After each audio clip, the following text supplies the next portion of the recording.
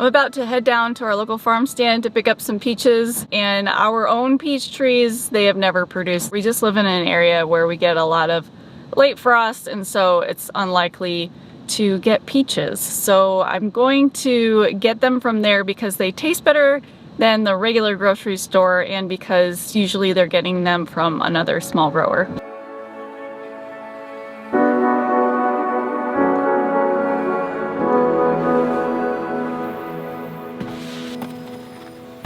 I got 2 bushels of peaches and 1/2 bushel of the apples. They are just starting to get their apples. These are local from their farm, and the peaches I thought were coming from out of state, but they actually did have one variety that was local, and so I got those. They're called Flame Prince. When I brought the peaches home, they were not quite ripe, so I needed to let them ripen at room temperature, and I let them sit out for like 3 days, and then they were good to go. I actually ended up putting them in my cold room because I wasn't quite ready to do all of the preserving I had planned, and everybody's been eating them fresh. So we've already gone through almost a 1/2 bushel, and I got 4 1/2 bushel boxes. So we have 3 left, so I gotta get some of these preserved before they all get eaten fresh. I could always run down there and buy some more too. I wanna make sure that we enjoy them fresh and preserved throughout the winter. So we're gonna start out preserving the peaches by making fruit leather. I've got a pot of water that I am bringing to a boil, and then an ice water bath. I'm using this to take off the skins from the peaches. There's a lot of nutrition in peach skins, but we personally just don't love the texture. So I'm gonna be taking those off before I make this into the fruit leather. One of the things that I forgot to do that you can do to make peeling peaches a little bit easier is you can cut a little slit on the bottom of the peach before you put it in the pot of boiling water, and then the skin is just really easy to grab and peel. There is no one right way to do things, so even though I didn't do that, it's easy enough to just peel this skin as it is. What I'm working on now is removing the pits from the peaches, and then after that I'm going to dice up the peaches and then measure them.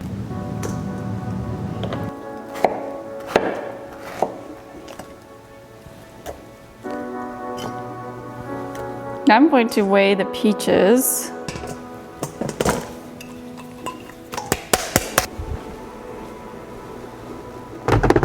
I'm not really sure if a double batch of these peaches is gonna fit in this blender, but we're gonna give it a shot, and if it doesn't work, I'll just split it into 2.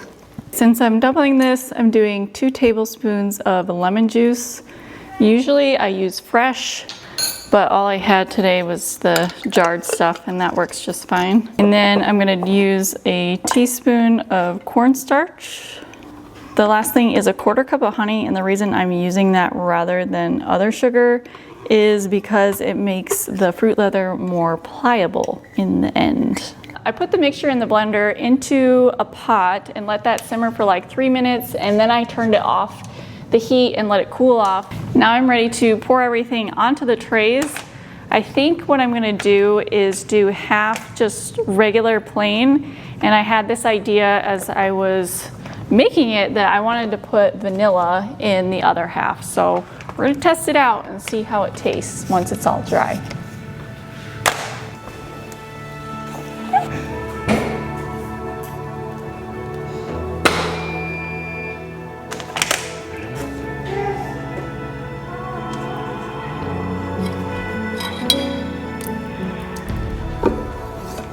This actually made 4 trays worth, and I have 6 trays. So I'm actually gonna go ahead and make one more batch of this to fill up all the trays that I have. And unfortunately, I already cleaned up all of the blender and all that stuff, so I'll just have to take it back out. But I still have a bunch of peaches that I already took the skins off of, so it should be pretty fast.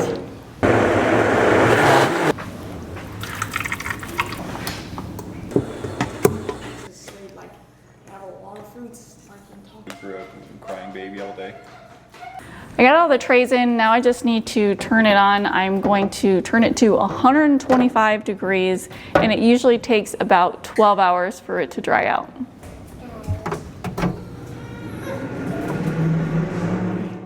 Some of my elderberries are ready to harvest right now.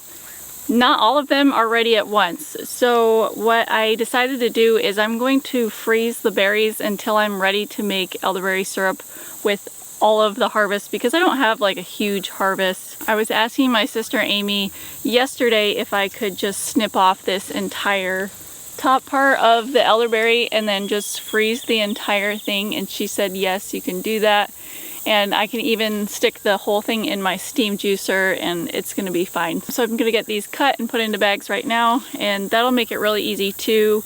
Whenever they're ready, I can just keep putting them in that same bag, and then they'll also be less likely for the birds to come and get them.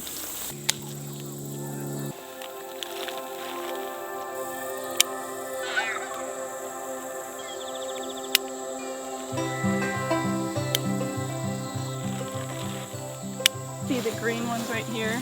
Yeah. Not ready. I've seen the stars.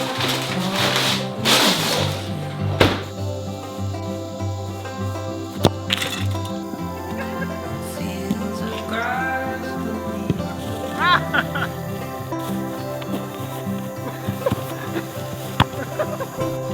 I've heard the songs singing.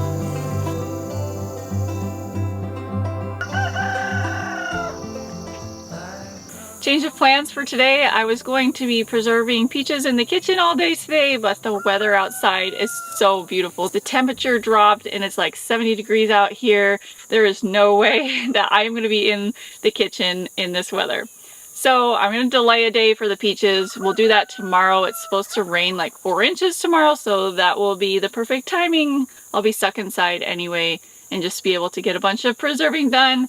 And outside, I have so much to do out here. I've just been kind of perpetually behind. I need to get my broccoli and cabbage transplanted, and then I also need to plant more carrots, and I need to plant daikon radishes, and I need to plant spinach and cilantro and soil blocks. So there's a ton to do, and I probably won't get it all done today, but I'm just gonna do the best that I can. I finished up doing the soil blocks. I could probably do a few more trays of spinach, but I'm calling that good for today. And now we're moving on to planting carrots. I've been working on getting this garden bed prepped for the last couple of days. I still have a lot more to go. I'm gonna put some cocoa peat on the top and also some compost, and then mix that in and then plant the carrots after that.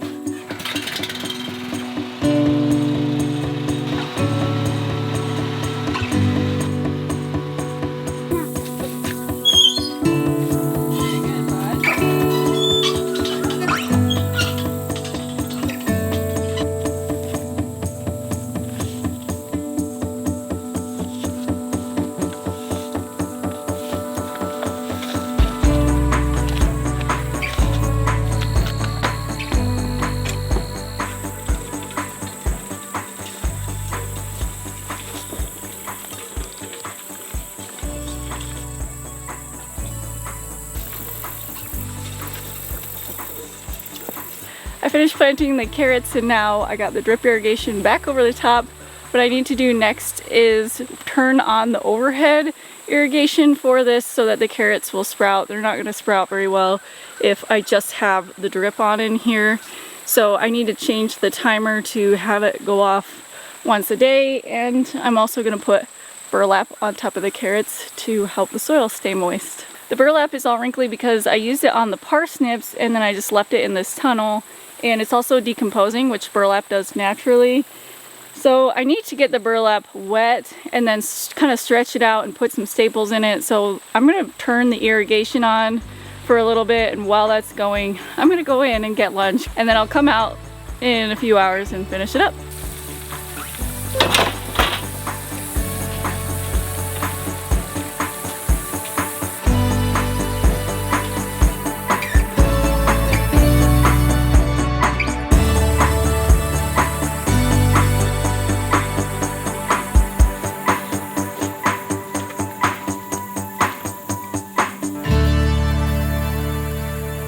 Now it's time to transplant the broccoli and the cabbage. I'm going to transplant it into this middle row in my tunnel because we're getting close to fall and I want to make sure we get a harvest. So it's just better to plant things in a protected space if possible. I have a lot of room outside, but I want to try and squeeze as much as possible inside the tunnels if I can, just because it makes life easier when we do get close to frost or get a frost. If I cover things, they are more likely to survive in here. So I have a bunch of basil and dill still in this row, but I'm going to interplant the broccoli in this area because I'm not ready to pull the dill. I have some cucumbers that are close to being ready. And I want to make sure I have dill so that I can make pickles. So the dill is going to stay here and we're just going to fit as much as possible of the broccoli in this row.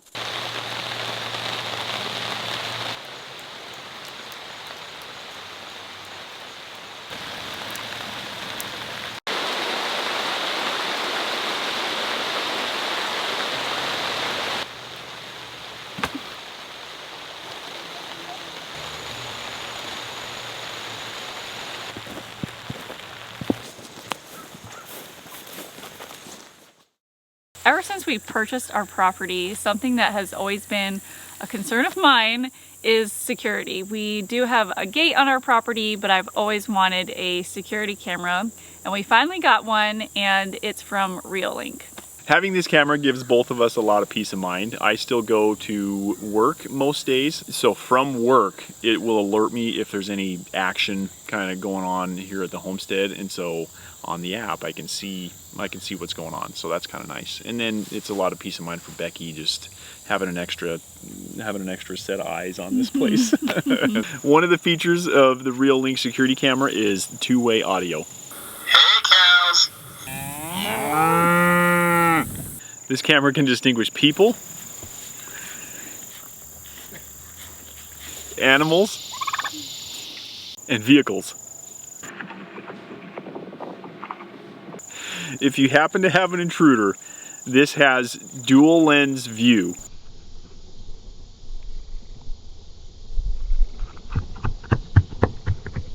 Which basically gives a panoramic view and then a close-up, so you can really get in and hone in on people's faces if you need to.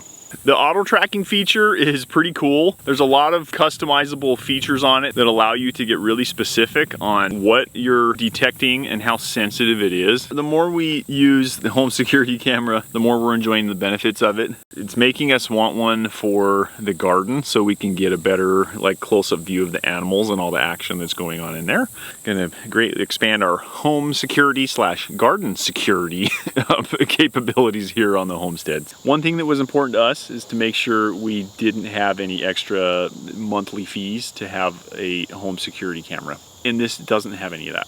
Protect your home with Ripening's dual lens track mix PTZ camera. Click the link in the description to learn more about Ripening's product line.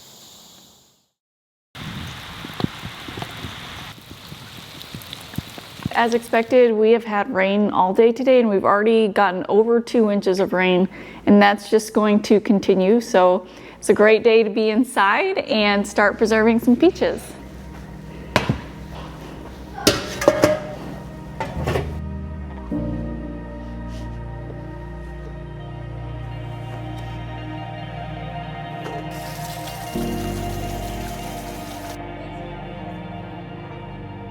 The first thing that I'm doing is I'm steam juicing some peaches, and that is really kind of a weird thing to juice. Not a lot of people drink peach juice, but you'll see why I'm juicing it in a little bit. I'm going to turn it into something else. And then also with the pulp, I'm planning on making either jam or peach butter. I haven't quite decided yet, but this process takes an hour and a half. So I need to get this going right now, and then we'll work on something else in between. The fruit leather is now finished, and I need to take it out and get it stored. It actually finished yesterday, but what happened is I let it dehydrate a little bit too much, and the edges were kind of crispy, which means they wouldn't be able to roll up. So I kind of had to let them rehydrate for a day, and now I think they're ready to roll up and store. I just tried a little piece of the fruit leather and it's very good, but I will do something different next time. And my plan is to make the peach puree on the trays a little bit thicker and then I won't have the problem of the edges being too thin and getting crispy. When I made any fruit leather in the past, what I had was some trays that didn't have a lip on the edge, so I couldn't make them very thick. And now I have a different kind of tray and I can definitely make these thicker, and I'm gonna do that the next time I make these.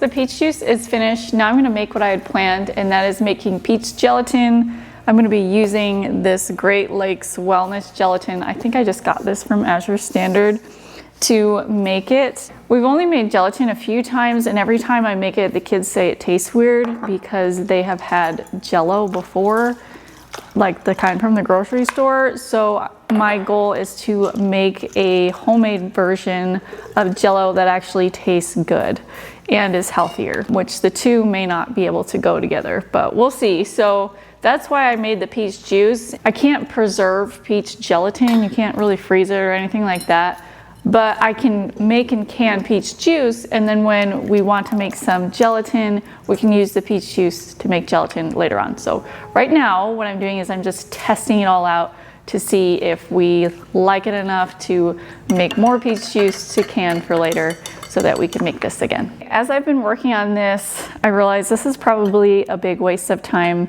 making this peach juice and the gelatin, and I'll tell you why. I had to test it out just to make sure my theory was correct, and it seems pretty close.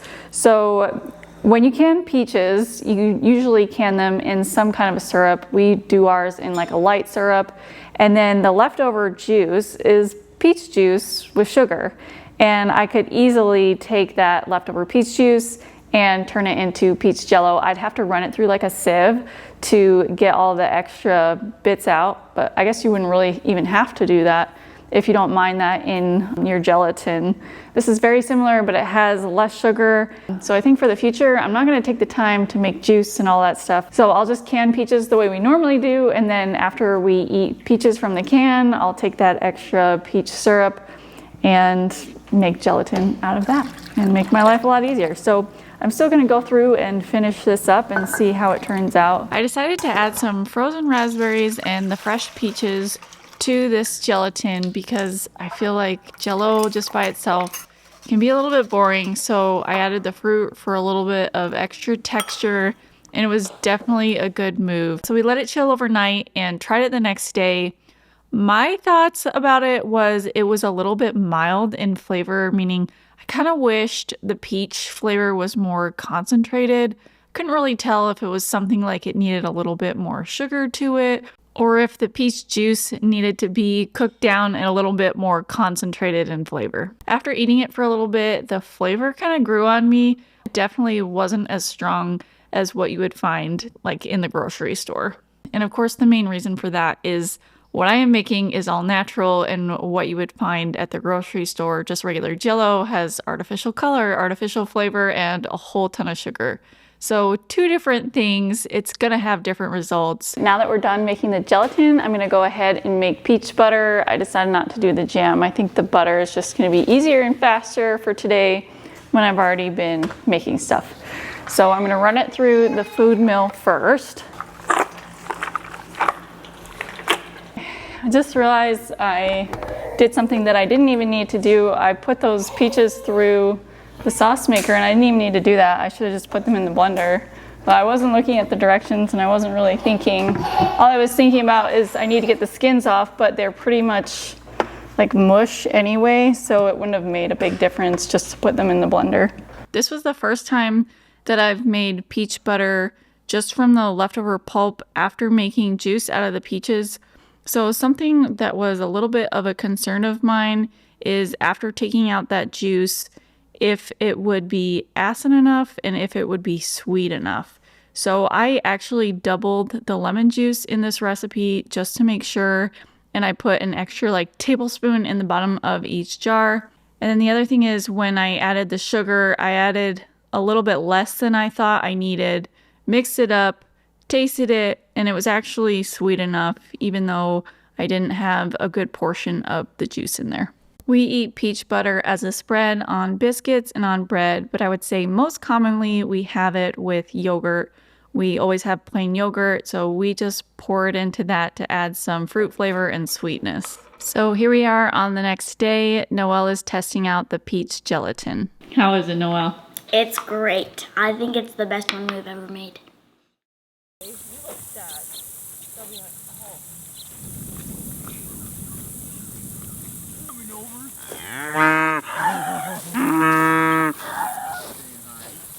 So we got some more electric fencing, that's what's in here. So now we're gonna use this to set up around this front patch of dent corn right behind us.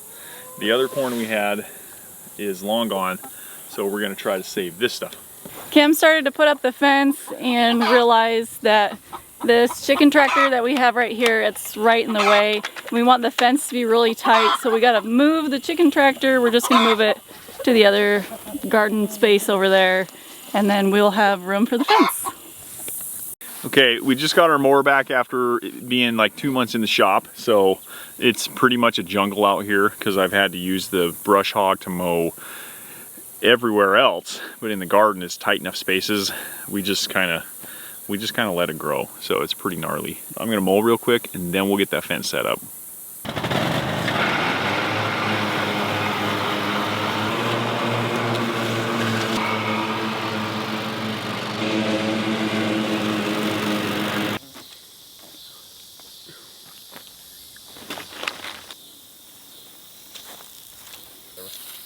Do it on the inside. Okay.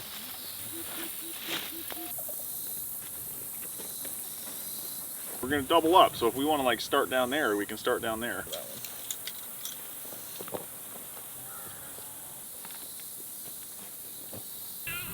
There. This over here. Let me see how far this will go in. Nice. That works. We just finished up taking down one fence and putting up the other fence. Cam's gonna grab a tester to make sure it's nice and hot, Yeah. so it works for the raccoons. Yeah, I'll make sure the voltage works, and then Becky's gonna go in with this baby. He's a little tired, and then I will start taking shade cloth off of all the tunnels that we have because the weather's starting to cool, which is a big bonus, and that means shade cloth doesn't need to be on anymore. Dax was just out here picking peppers, and he said he would trade me if I harvest all this stuff. He would take in the baby and put him to bed. So we traded. He's bringing Bear inside, and I'm gonna finish harvesting.